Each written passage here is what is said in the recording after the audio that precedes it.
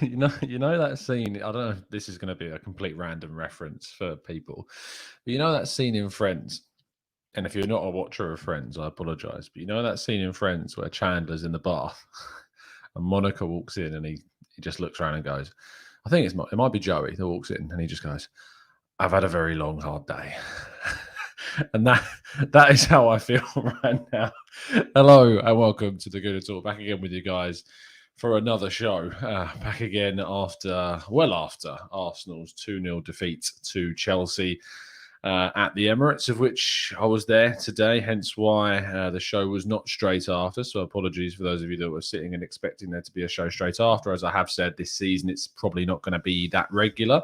I should be able to do the show straight after the West Brom game because I'm not working, but I am working most of the Arsenal games this season. And so these are probably the style of shows that you're going to be getting if there's a late kickoff, an early kickoff, etc. It may be that they wait to the next day. But I wanted to jump on today. There's a lot of things to talk about. I want to get your thoughts in the chat box as well. Before I do go into the game, and there is a lot to talk about, I do want to say a big shout out to the people that I met today. So many of you. I got to meet some of our members, Pablo and Lewis. Thank you so much for coming up and saying hello. Really appreciate, and I just genuinely, it's such a pleasure to meet people who watch the channel and people who aren't members. People came up throughout the day, like, you're the guy that does the 8 a.m. shows. I'm like, yes, that has been me, filling your screens every morning at 8 a.m. and there's some really kind words from people, genuinely some really kind words. So thank you. They don't go unnoticed. And apologies if I was awkward when I said hello. It's not something I'm used to. But I genuinely appreciate all the kind words that was said today. It was great seeing Ola today as well. Of course, you guys know Ola as one of our regulars and seeing other people too. It was great to be back and in and around kind of Arsenal and back at the Emirates and back at kind of home in a way and seeing so many people there and speaking to Pablo who went into the ground. I wasn't in the ground. I was in and around the ground and watched the game in the Tollington.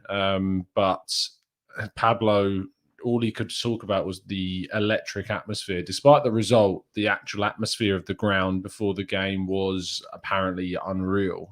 So if you were in there, you got to experience that, and it is great to see that back. However, things did devolve very quickly. Now, I went into this game with a head of, I'm not expecting much. Anything from the game against Chelsea and City, I was like, this is a bonus. Anything, if we get a point from either of these two games, it's a bonus. I'm not expecting to win either of these. I'm not expecting to draw either of these two games. But the problem is I just can't sit and watch what we saw unfold and not go, we were the architects of our own demise again. It wasn't a case of I felt that Chelsea were, that they earned their win. I know that might sound weird. I feel like we gave it to them. I feel like we absolutely just handed them the win on a plate. I feel like Arteta's tactics absolutely just said, look, I know how you play. And we managed to go to Stamford Bridge less than a few months ago, sit in, 3 at the back, take the chances, absorb the pressure, hit on the break, snatch a goal, take the win home. And for some reason, we didn't do that. For some reason, we ignored the philosophy that worked when we played against Stamford, when we played at Stamford Bridge. And instead, we thought it would be, or rather, I say we, Arteta thought it would be a good idea to go to a back four against doubling up wing-backs and wingers and attacking midfielders and Lukaku. There is so many reasons why it was just such a poor decision to go to a back four. Let me talk to you initially about the wing-back situation. If you go to a back four against the Chelsea side that are going to go with 3 up top, with Lukaku, Mount and Havertz, and have James and Alonso as wing-backs, what that means is that Tierney, as you all saw, was caught time and time again, not just up the field, but completely isolated, which left an unreal amount of space for Reece James to run into time after time. And now they've got Lukaku, which, by the way, is a joke. Like, he's a joke footballer, how good he is. It's ridiculous how much of an improvement they're able to make to a team they spent so much on. It's crazy, that team, that Chelsea team. If it does, I'm sorry, but they are outright favourites for the league and the Champions League again. They've built an astonishing side, absolutely astonishing side with Lukaku coming in. And the thing is that every time, and you probably notice this, is that what happens is Lukaku drops in, ball is played into Lukaku. That then pulls out one of our two, and only two, centre backs. Most of the time it was Marie, who had a awful, awful game. And as they do that, what happens is, because one of our two centre backs vacates the space that they were originally in, one of the two full backs, so if it was Holding that closes down Lukaku, it would have been Cedric. And if it was Marie, it was Tierney. And they tuck in. And when they tuck in, it opens up a silly amount of room in either of those two wide areas, in which Reece James just ran absolutely unmarked, untracked, just easily waltzed onto the right-hand side. Lukaku can either spin, take the players on, which he's very capable of doing because he's got great strength and technical ability, or he can just do what he did do, which was just lay it off and have the ball pinged out into the wide area to James. James feeds it back into the box where Lukaku shrugged off any kind of challenge from Pablo Mari and puts it away for 1-0. It's easy. It's so easy that me, as I'm not a coach, I'm not educated in football coaching by any means, can see that it's happening. And yet we allowed it to happen time after time, and there was no changes. And we didn't have Ben White today, and we didn't have Gabriel today. But that doesn't matter, because we opened ourselves up for this. We allowed Chelsea to just dominate and play as they wanted. We should have gone to a back three, which should have been, in my opinion, Chambers at right centre-back, Holding at centre-back, and Tierney at left centre-back. You then can have either of Nuno Tavares on the left-hand side at left wing-back, or you can put Saka there. But I think because of how light we were in attack, it probably should have been Tavares. And then you can put Saka in the front line. And then you can put one of Ainsley Maitland-Niles or Cedric. I would have gone with Mainsley, to be honest, on the right wing-back position. You match them up. You double up so they can't utilise those spaces in those wide areas. You don't go to a back four. You have to match this Chelsea team up to have any chance of winning against them. It's going to be really interesting to watch Liverpool play against this Chelsea team next week, because Liverpool obviously have some very quality fullbacks. Trent Alexander-Arnold and Shimaka's has been doing very well, and Andy Robertson is returning to fitness. They have better fullbacks than us. They have a better defence than us. They have a better midfield than us. They're just better than us, Liverpool. So it will be interesting to see how that back four deals with Chelsea's 3-4-3 system. But for us, we have to be honest with ourselves. We have to be honest with ourselves that we are not the Arsenal of old.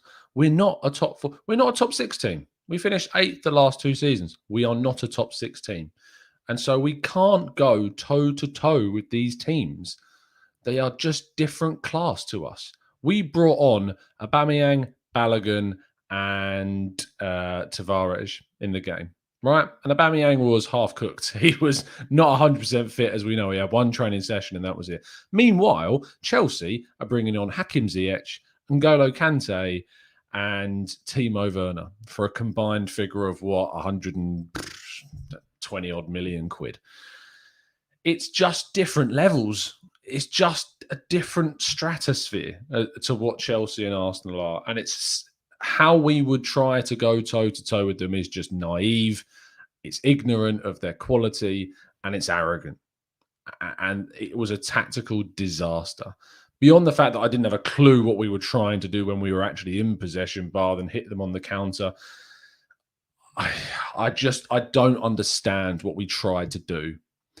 And that's what's so frustrating, is that I'd made my peace before the game that I was going into this match knowing that Arsenal were not expected to get a win or even a draw, and that Chelsea were going to be on top, and that they were likely going to score and they were going to win.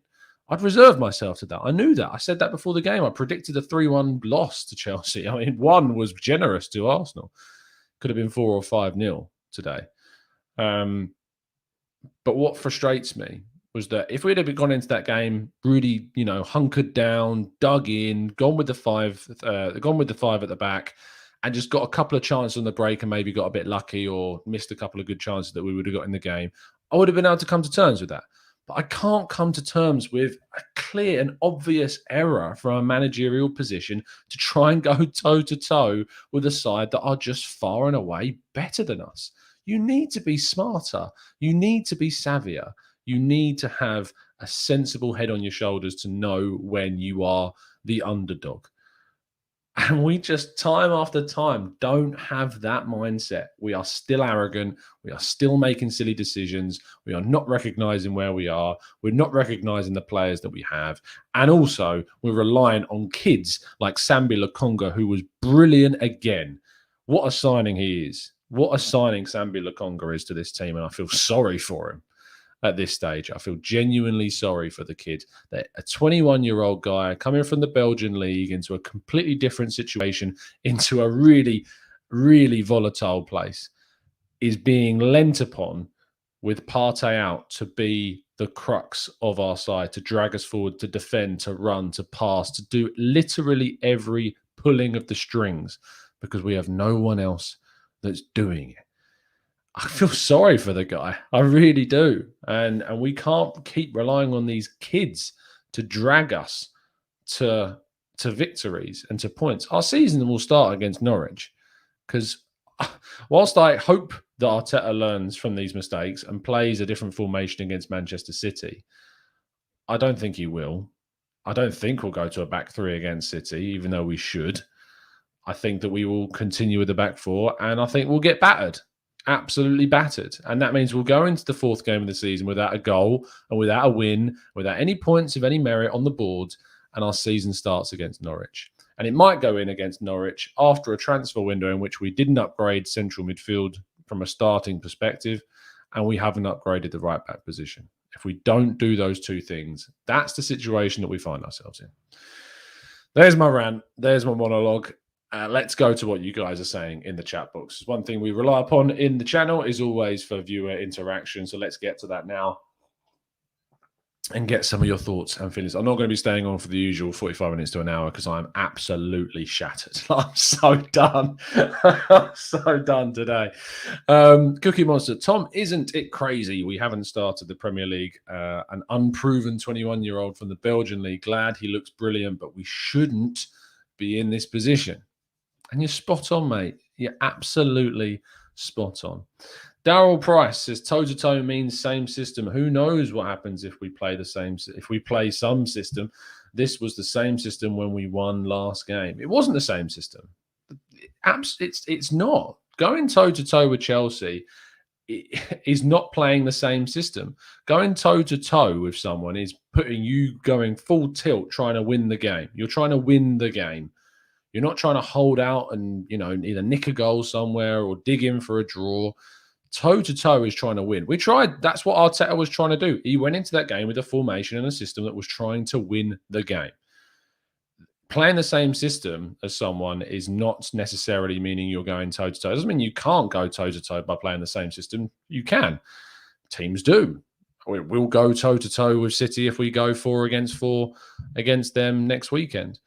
But we shouldn't have done what we did today. And we should have dug in, played and matched them for their formation and tried to nick a goal on the break. That is the only way that we were ever going to get anything from the game today, because that's only what we're capable of against a team as good as Chelsea right now. That's what we've got to be smarter to realise, that we've got to do that. And I don't care that we're at home in front of 50,000 fans.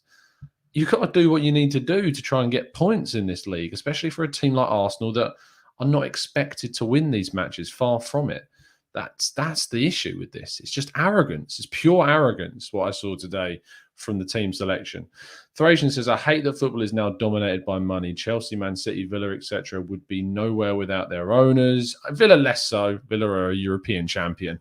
City and Chelsea. Chelsea are, of course, also European champions, but of course, with the help of that money you speak of. I think it's unfair to bring Villa into that. I think they're spending their money well, and they're quite a well-run club, to be honest. It would be nowhere without their owners pumping them full of cash, and we are out of it all now, and it's sad. No longer a sport. You have to also remember Villa got 100 million quid, and I think they knew they were going to get that from Grealish. So they've spent because of that. Now, we can cry about the fact that we're in a world that's dominated by these big spenders, but you can't say that Arsenal aren't spending. We've spent more this summer than anyone else. We've spent more this summer than we've ever spent before in a summer. We're spending a lot of money and have spent a lot of money. We've spent nearly £1 billion on transfers since 2007. Nearly £1 billion. In fact, I think it may even be £1 billion now. Arthur Ramsdale and Erdegaard have come in. I think it is actually over £1 billion. We've spent that and we've regressed.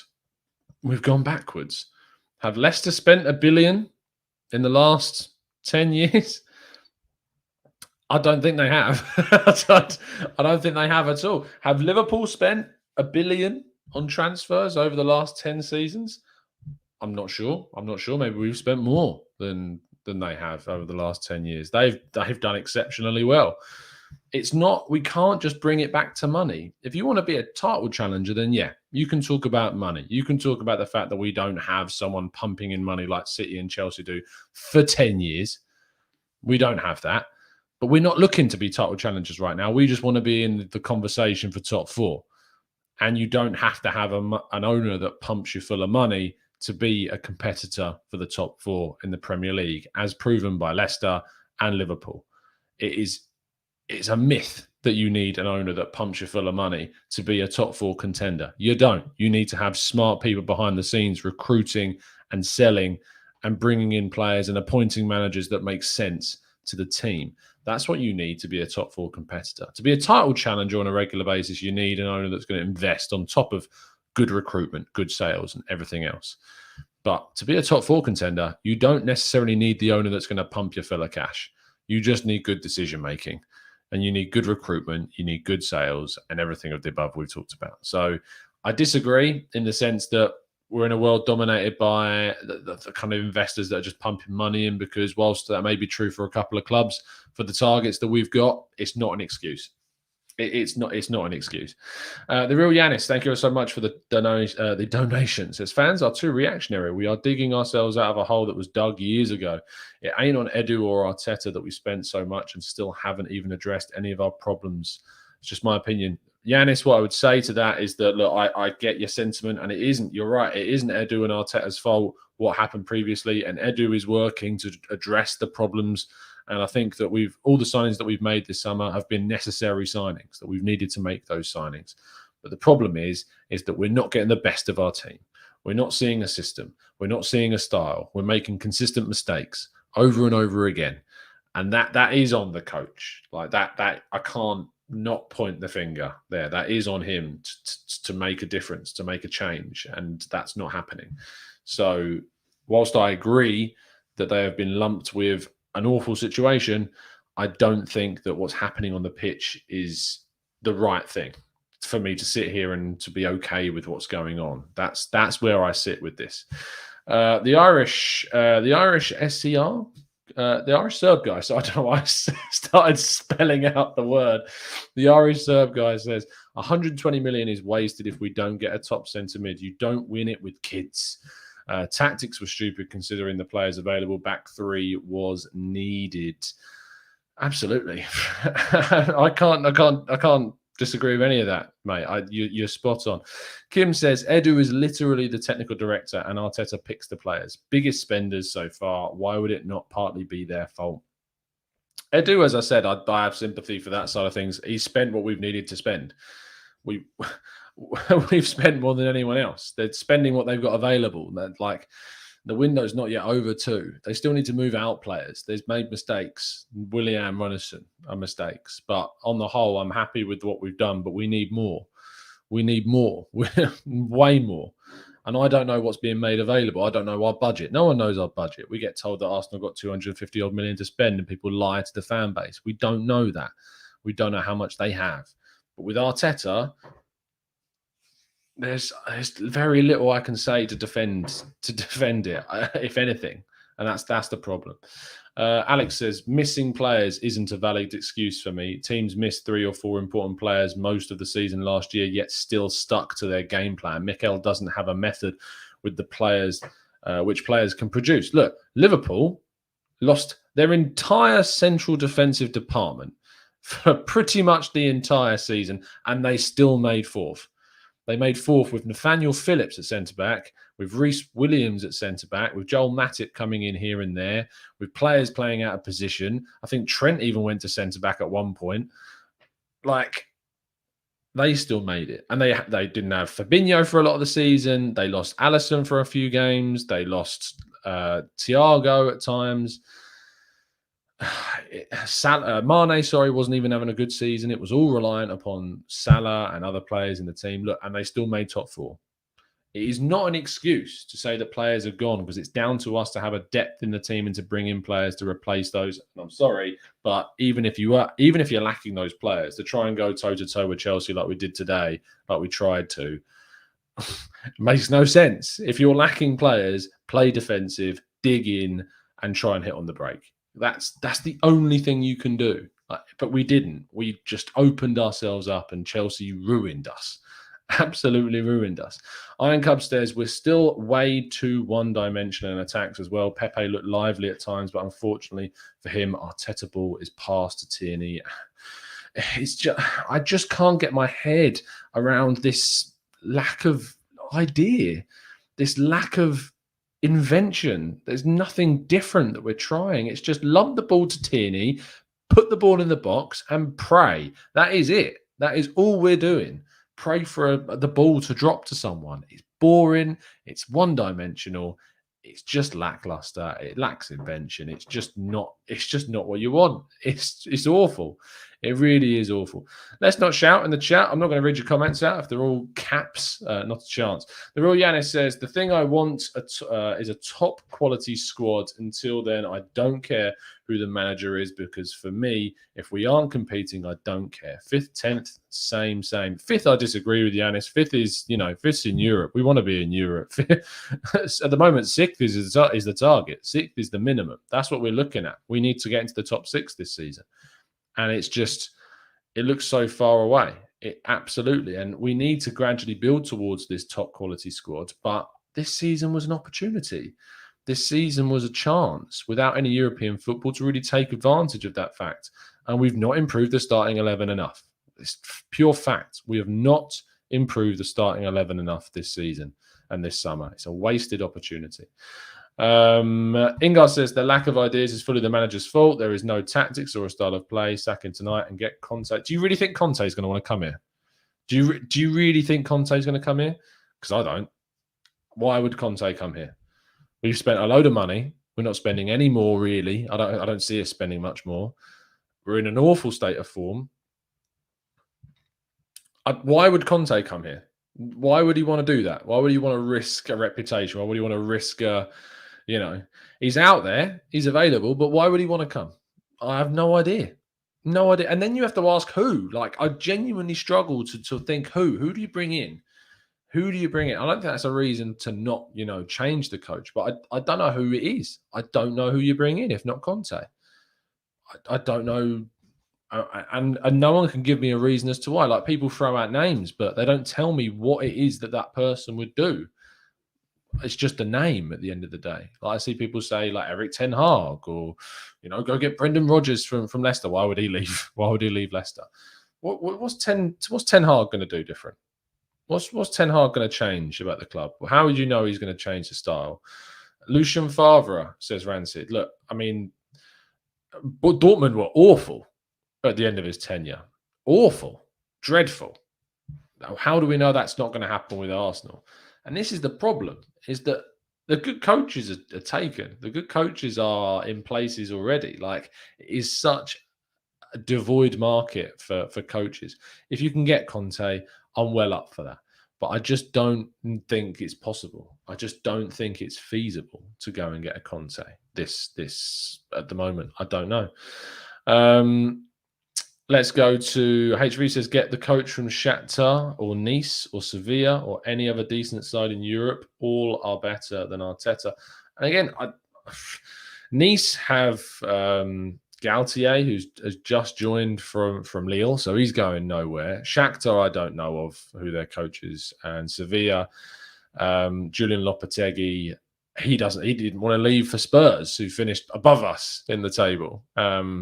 So would he leave Sevilla for Arsenal? I don't know. No, probably not. Probably not right now. That's the problem. Afterling says no manager would improve these average. Right, okay. Is Saka average? No. Is Smith Rowe average? No. Is Aubameyang an average striker? No, he's not. He's a clinical striker that's out of form at the moment. Is Lacazette an average striker? No. He got the third best conversion rate in the Premier League last season, yet playing really poorly. Is Nicolas Pepe an average footballer? I don't think he's a £72 million footballer. I think he's a lot better than average. Is Thomas Partey an average footballer? No. Is Ben White an average footballer? No. Is Kieran Tierney an average footballer? No. So let's quit the agenda of saying that these players aren't good enough, because they are. They're a lot better than 8th. They're a lot better than where we are right now. We can get more from these players. I'm sorry, I just don't agree that the players aren't good enough. We've got lots of good players in this team, and they should be doing more than they currently are. Is Xhaka an average player, Zamir? I think he's above average, but not that far. Not that far. Partey and Smith Rowe are the only good players we really. I can't believe that. I can't believe that for a second, Afterling. That's ridiculous to say that Saka is not a good player, that Tierney is not a good player. What is this? Are we just lying to ourselves now about the quality to make ourselves feel better? I don't get it. I don't understand. Hiron says, did you notice Sambi was dropping to be the short option for Leno instead of Xhaka? Arteta trusts this kid more than our captain. I didn't notice that, but thank you for pointing that out. I'll certainly look out for that more. He's more mobile. It does make tactical sense, to be fair. I'm not surprised they've decided to do that whatsoever. Russ says, would you get Awar and drop Odegaard deeper? No, if you were going to get an Awar, you would do it the other way around. You would drop Awar deeper and put Odegaard slightly further forward. So there you go. Oh, that's a shame. You've had to block someone for abusing a player. Great. I nearly read that out. MO7 says, I have had enough of fans saying manager needs to change. I don't want no fans saying it is hard to get the Kroenke out when we can't even come together and protest. As long as the Kroenkes are here, forget about competing. And this is always what it's going to be the crux. That's going to be the crux of every conversation about Arsenal, is that the owners are making poor decisions. If we get rid of the coach, do we trust the owners to make the right decision about replacing him? Because I don't have to trust. I don't trust them to make another decision. I don't trust them to change the manager to someone that would be better, that someone that's going to be. I mean, they employed him. They employed a coach with no experience at the top level. I mean, I did that. And that's why I'm sitting on a YouTube channel and I'm not in charge of a club. Like, it's that when you look back in real reflection, and I do it with great pain and regret, to employ someone without in any experience at the top level is looking to be a cataclysmic error. And so, do we really trust these people to appoint the right person next? Because I'm not sure that I do. I mean, I'm more than not sure. I am sure that I don't trust them at all to make that decision. That's the issue. Tony says, can we trust Arteta to build this team, especially with an owner that probably won't shell this kind of money out again? If he felt again, he's not shelled out this money. It's not Kroenke's money. It's the club's money. The club's money has been spent. He's put nothing into this club. There's no investment going into this. It is all the club's money. So I like the way we're going with the transfer market. I'm happy with the players that we brought in, but I'm not happy because it's not done. We need more. We're addressing the club because it needs these players, but we're not done. We need to improve centre mid. We need to improve right back. If we don't improve these two key areas, we are setting ourselves up for a lackluster season again. But to say that we've spent 130 million badly is wrong, because you haven't spent it badly. We've spent it in areas that we've needed to spend it, but it's not enough. That's the problem. It's not enough. That's the issue. We need the starting centre mid. We need the starting right back. And if we don't get those players, we are in for a poor season again. CA says Hassan Hüttel and Ranić as director of football, like they did at RB Leipzig. What do you think? I just don't think you can replicate the RB model in the Premier League. I don't think you can replicate that. RB Leipzig have got a great team. Would you swap RB Leipzig's team for Arsenal's?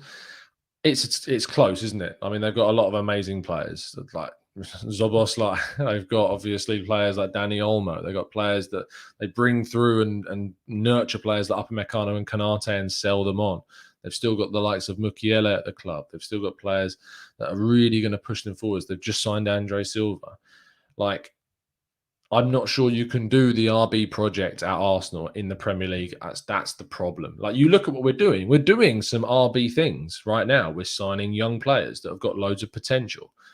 We're signing them quite cheaply. You look at Lokonga and Tavares. They've come in very cheaply for the price. Even Erdegaard, I look at as a very cheap price for the player that we've got.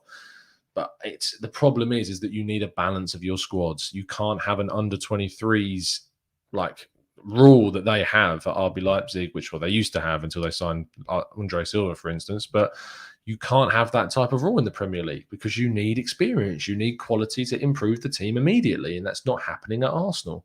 We've got an unbalanced team. We desperately need more quality in it, and it's not going to be brought in by just saying, you know, it's not going to be just brought in simply by saying, look, they're only signing kids because they've got loads of potential and sell-on value. You need quality now, and we're not seeing that happen. That's such a problem with our transfer. The way that we're looking at the transfers right now is that, yes, sure, bring in kids, bring in youngsters, lower the average age, but you need quality experience as well. Otherwise, you are going to find yourself lacking the mettle to get out of really difficult situations. Made in Brooklyn, thank you so much for the super chat. It says, if Arteta finishes outside the top 6 places again and still keeps his job, the Cronkies will be clearly telling the fans they don't have any higher ambition than mid-table. I think I would agree with that. Let's go to Markey. It says, we trained for a back 3 for this game until White was out with a positive test. We didn't have much choice. 6 first. I don't think that's true, Markey. What's wrong with replacing Ben White with Callum Chambers?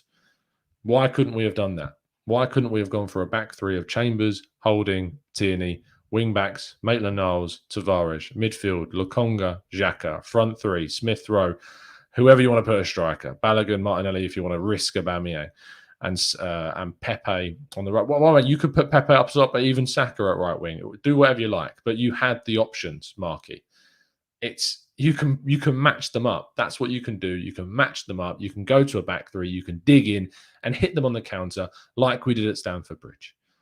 That's what you can do. And arguably, we have a worse team today than we had at Stamford Bridge, and yet we decided to try and play out. We tried to be more expansive, despite having a worse team than we did at Stamford Bridge. It makes no sense to be Marky. So I disagree with you. Let's go to Iron Cub, who says, Tom, I feel like someone at the club should protect Arteta against himself.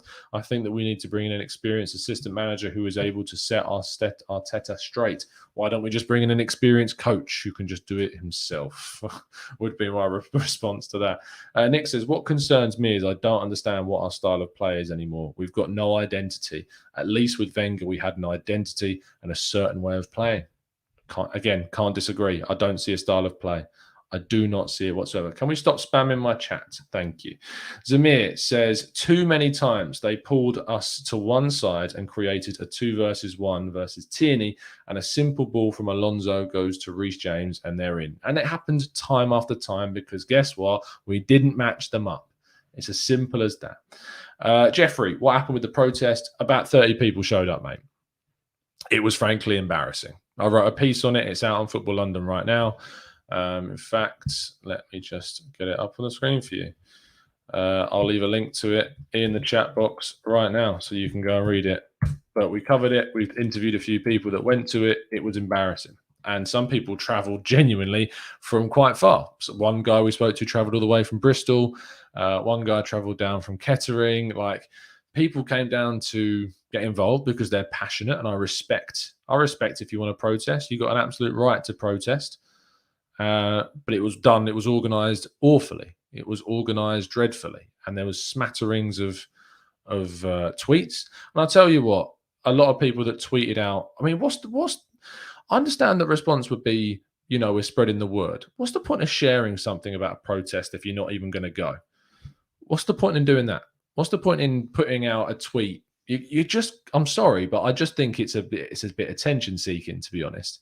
Like, if you put out a tweet, you're just trying with the protests information. If it wasn't even information. It was a little poster that said 3 p.m.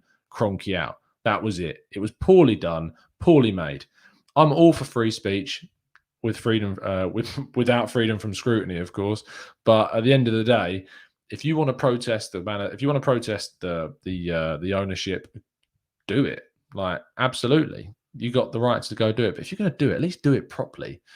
Like, at least go and actually organize yourselves. And like that, and that's the issue, is that people unfortunately bought in to a few tweets that they believed, and they went down there with the best intentions to tell the ownership how they feel about the situation, and it was awful. It was a really poor turnout, and I felt for the people that were doing it, and it's a shame because people will laugh at them. I would have been one of those people a couple of years ago when I used to have different views about protests. Like, I would have been one of those people. But the fact of the matter is that actually you shouldn't feel bad for them. You should have a bit of respect for them, and it's it's a real shame that it didn't happen. And yeah. I didn't see anyone recognizable for those people asking in the protest. We interviewed some people. Like, when I say recognizable, obviously mean people that on fan channels and stuff. I didn't see anyone recognizable there. I may have missed them, but I was there for a good 2 hours prior and during the so-called protest, and I didn't see anyone recognizable. So I don't know what that says. But yeah, it's really difficult. It's really, really tough for people to try and get their views across and heard when there's that little organization.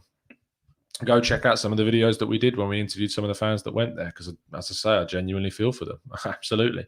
The real Yanis says, too many comments from me. Sorry. Fine, Yanis. Honestly, the truth is what you said, Tom. Kroenke is the problem, and that's why we are where we are. It's not the manager. Yeah, I mean, it's not the manager in the grand scheme of things, but it's the manager right now in terms of kind of, what's happening on the pitch. I think the team's better than it is. It is a lot better. So there you go. Let's go to Made in Brooklyn, who says Stan Kroenke will never sell Arsenal. He plans for Josh to inherit the club. I agree. I think that's what's going to happen.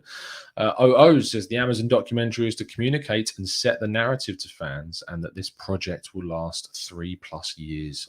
I look forward to seeing it. I do. I look forward to seeing the documentary and see how it goes down, because I hope it's enlightening. I'm worried that it's going to be very censored, but we'll see. We'll see how it turns out. Thank you, David, for becoming a member. Much appreciate the support, fella. Nodak says Arteta has been backed and they're not going to sack him unless we're in a relegation battle. I agree. I don't see him leaving, even if... I said my hot take on Football London was that it doesn't matter where we are. I think we can be in a relegation scrap. I still don't think they'll get rid of him. I genuinely just don't see it happening. They are so unified in their support for him. Like, if you had any hope that there are questions going on behind the scenes, I'm sorry to burst your bubble, there aren't. They are backing him. Absolutely. CJ says the team's lacking confidence and the fans have a part to play in that. The atmosphere was shocking in the first game back. The booing was disgusting. CJ, the atmosphere from people that I know were at the game in the first 15 minutes of the game was electric up until they scored, was great. The atmosphere was amazing in the Emirates before the game. And there was a clear relief for fans to be back in the ground. So you're not true. I'm never a big fan of booing.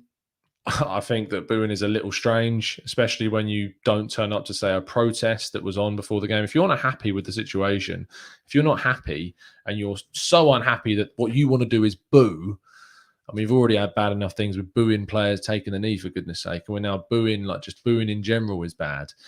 But you really think things are going to change based upon booing? And do you really think that's going to have a positive impact on the team?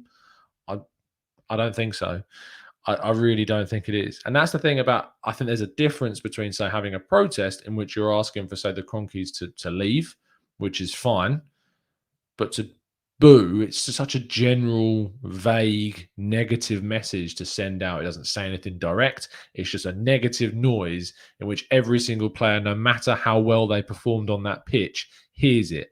So you booed Lokonga, you booed Smith Rowe, you booed Tierney, you booed players that had a good game. You might be thinking that you're booing whoever you want to say, or you're booing the manager, you're booing the team, you're booing the owner. No, you're booing. You can't. Your boos aren't specific. They're very general, and that's why I'm just never a fan of it. If you want to protest and write Kroenke out on a sign, that's fine. Look, I respect that. You're being very direct in what you're saying. If you want to say Arteta out, look, I'm never a big fan of picking a side on things like that, but you're entitled to your opinion. But booing, it's playground stuff. It's playground stuff. It's so weird. It's such a weird thing to do. It's like the England football team taking the knee, telling people why they're taking the knee, and yet people boo them taking the knee. Morons, idiots. I just don't get it. And I don't get why people boo in stadiums. I know I'm going off on a bit of a rant, but I just don't understand it at all. Abubakar says we have enough quality. Oh, by the way, very quickly before I address your question, what is this now obsession with Saka getting booed? I mean, I don't know if it's just me noticing this, but I noticed the Chelsea fans booed him. I noticed that some Brentford fans booed him. I know there was a big lot of applause when Saka came on against Brentford from a lot of people in the Brentford stadium, but it happened when he came on. It happened from the Chelsea fans. What is it? What is it? What I don't understand. 19-year-old kid stepping up to take a penalty and you're booing him. I don't get it. I don't get it. I really, really don't understand the mental gymnastics to come to a decision where you feel it's okay to do that. It's really strange. Abubakar says, we have enough quality in the team to play better. Arteta makes Laka, Aubameyang, Martinelli, Pepe, Balogun, and Nketiah, etc. all look bad. It's a disgrace. Signings won't help. We need a new manager. Rahul says, come on, Tom. Booing is an expression of discontent. Emotions run high in games. Yeah, I get that. Emotions run high is not an excuse, though, to boo Lokonga. I don't think Lokonga deserved to be booed today. I don't think he deserved that whatsoever. I thought he had a great display. I thought he tried his absolute hardest in the game. So why are you booing him? Why are you booing Lokonga? I really don't get it. David says, hey guys, from Bermuda. Can't lie, I can only defend him until after the international break when the window is over and the players have returned. Can't defend this as there are no excuses after that. I suppose that is the point where every excuse goes. Like Partey will be back, Gabriel will be back, Aubameyang, Lacazette will be back. Like, there is, I hate the word excuses because I think it's more about reasons, and either you have a good reason or you have a bad reason. It's not an excuse. I hate when people use the word excuse. You either make an argument to defend someone or something or whatever, and it's either a bad argument or it's a good argument. They're not excuses. Like saying that Arsenal aren't going to be as good because they don't have Partey, they don't have Aubameyang from the start, they don't have Gabriel. That's not an excuse. That's a fact. It's just a plain fact. Like, you're not going to be as good if you don't have your best players. The problem is, and what you should say, is that we didn't tactically match Chelsea up, and we opened ourselves up to the defeat because we played like morons. Like we did. It was a moronic thing that we did by playing four at the back. That's what you should say. It's not an excuse saying that we didn't have a good enough players. It's not an excuse. That's a fact. We didn't have those players. We're not going to be as good, but we performed even worse than we should have done. And that's what scuppers that excuse, if you like. Javier says, one thing certain post-pandemic is showing us how mentally weak we are. Fans absolutely cagey now since returning to stadiums. You have fans throwing, but yeah, I saw that on the screen. I don't care that it's an Arsenal fan. Grow the hell up. Why are you throwing a bottle at a player that he scored? You got, what is he, 21? Reece James, 21-year-old 21-year-old kid scores against you and your reaction is to throw a bottle at him. Grow up, you absolute loser. What are you doing? It's ridiculous. Stephen says, I understand that in an ideal world we need both, but if you were offered Trippier or Basuma on transfer deadline day, which one would you take? Stephen, I know it sounds crazy. I genuinely think I'd take Trippier, and I know that sounds mental because Basuma's younger. He's arguably better. I just think that the right back position is so much more crucial than the centre midfield to change the way we play and to really stop the imbalance of our right and left side. That I think I'd choose Trippier. I think there are good enough reasons behind why you'd pick a right back over the centre midfielder. I know it may seem crazy to some, but I think it would just make more sense to choose the right back, to be honest. Rahul says, we have to adapt. There will be instances we might have players out from illness. We can't keep not having players. And again, Liverpool were missing so many centre-backs last season. Where were they? Top 4. No excuses. None at all. It's not a reason to not play, not to change the way you play, not to have the depth in your squad, not to combat games. The players stepped up. Alisson stepped up, scored them a crucial goal. Like players stepping up, being leaders in the squad, playing well, dominating games despite your fullbacks. It's a necessary that we just do not seem to have in this team. Okay, Welly says, you have every right to voice your displeasure if the product does not meet the expectations. I didn't expect to beat Chelsea, but at least be competitive and tactfully sound. Look, I'm not saying anyone can't voice their displeasure. If you want to go online and say, I don't think that Arteta had the right tactics today, you think that he got it tactically wrong, if you want to put a video up that has the thumbnail of Arteta tactical disaster, you're more than entitled to do that because you're being specific. Yeah, you're saying what you think is wrong. You're explaining your reasons behind it, as I have done today. But if you're going to boo, why are you booing? Why are you booing Lokonga? I'll keep using this example. Why are you booing Lokonga? Clearly not the reason we lost today. So why are you booing him? It's not you have a right to show your displeasure. You don't have a right to boo a kid of 21 years of age that's fought his socks off to try and grab Arsenal anything from that game. You have no right to boo him. You have no right whatsoever. So I don't get it. I just don't understand the mindset. It's so strange. So strange. A says, was it just me, but we barely attack through the middle in the Brentford game? We barely did. And yeah, no, you're it's not just you, A. It's literally everyone because we don't have a central attacking route. Even Smith Rowe, when he's at number 10, shifts out into the wide areas. We don't have it. We don't have that creativity in a central area. It is all out in the wide areas. We're so one-dimensional. It's crazy. Anyway, I feel like I've repeated myself on about 10 different points now, so we are going to wrap things up. Thank you so much, guys, for tuning in. Sorry it's been a little bit ranty. It's one of those days. I needed a rant. I've spent the entire day filming and chatting and interviewing, and I needed some time for just get my thoughts out, and I feel like I have done. So thank you so much, guys, for tuning in. I'll be back with you tomorrow morning, 8 a.m. as always, to give you the latest transfer updates. Please drop a like on the video. Please subscribe to the channel. Please go give a read of the articles and the videos that we did today over on Football London. It's been an absolute pleasure to speak to you as always, and as always, up the Arsenal.